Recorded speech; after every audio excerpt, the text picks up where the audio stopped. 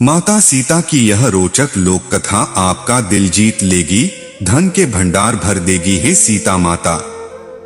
जैसे आपने उनके भंडार भरे, वैसे ही आप हमारे भी भंडार भरना। कहानी सुनने वाले के भी भंडार भरना। आइए जानते हैं इस कहानी के माध्यम से। यह कहानी सीता माता कहती थी और श्री राम इसे सुना करते थे। एक दिन श्री राम भगवान को किसी काम के लिए बाहर जाना पड़ गया तो सीता माता कहने लगी कि भगवान मेरा तो 12 वर्ष का नित्य नियम है। अब आप बाहर जाएंगे तो मैं अपनी कहानी किसे सुनाऊंगी। श्री राम ने कहा कि तुम कुएं की पाल पर जाकर बैठ जाना और वहां जो औरतें पानी भरने आएंगी उन्हें अपनी कहानी सुना देना। सीता माता कुएं की पाल पर जाकर बैठ जाती हैं। एक स्त्री आई, उसने रेशम की जरी की साड़ी पहन रखी थी और सोने का घड़ा ले रखा था। सीता माता उसे देख कहती हैं कि बहन मेरा 12 वर्ष का नित्यनेम सुन लो। पर वह स्त्री बोली कि मैं तुम्हारा नित्यनेम सुनूंगी तो मुझे घर जाने में देर हो जाएगी और मेरी सास मुझसे लड़ेगी।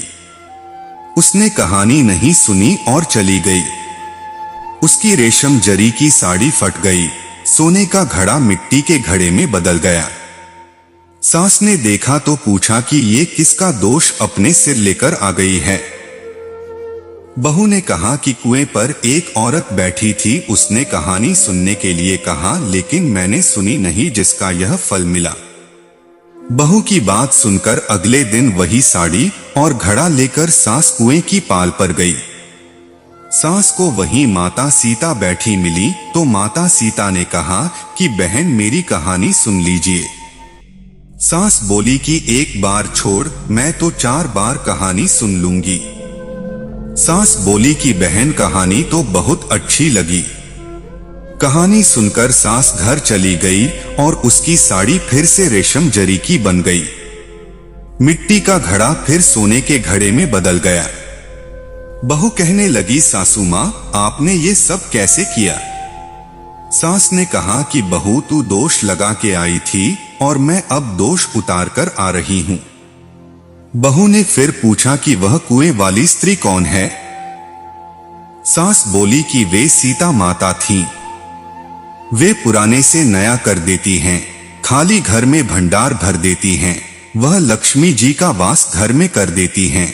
आदमी की जो भी इच्छा हो उसे पूरा कर देती हैं। बहू बोली किसी कहानी मुझे भी सुना दो। सास बोली कि ठीक है तुम भी सुनो और सास ने कहानी शुरू की। कहानी सुनकर बहू बोली कि कहानी तो बहुत अच्छी है।